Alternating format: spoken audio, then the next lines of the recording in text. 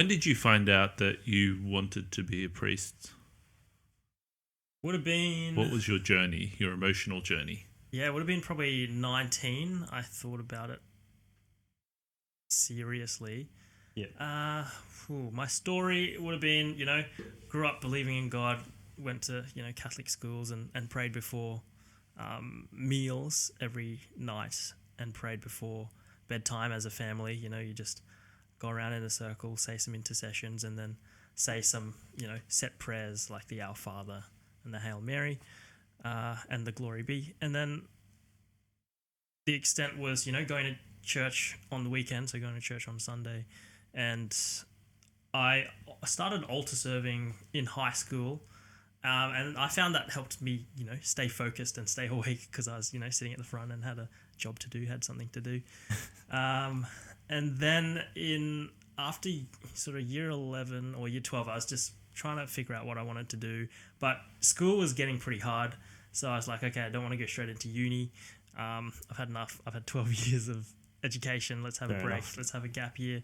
And this retreat came up where these cool young people, they just ran this retreat and they had a faith and they were doing something about it. And I remember going home, writing down everything that we did. They just did skits and dramas and small group activities and,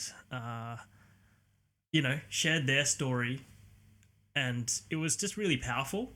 And I just really, really enjoyed it. And I thought maybe I should just take a gap year and do what they're doing, go around to different schools. What was this group, Gerard?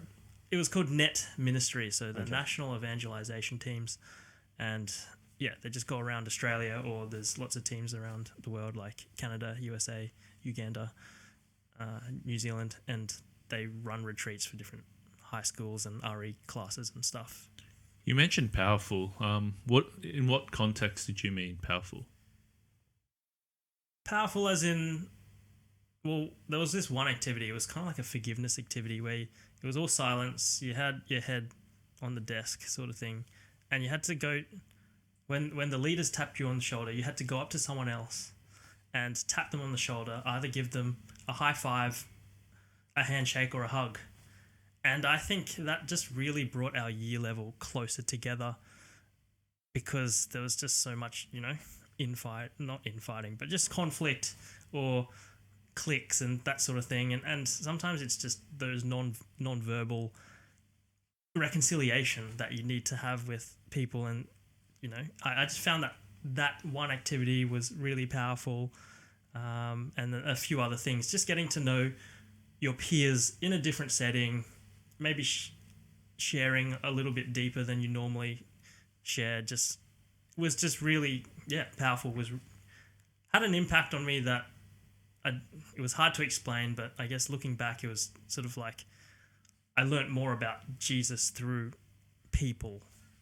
Yeah, because I went to a Catholic primary and high school, but we had a similar, it wasn't the net team, but we had a similar team come around, and one of the exercises was that, except you had to actually get up and say something to someone who you've either hurt or someone who you've just haven't said something about in the whole sort of grade forum.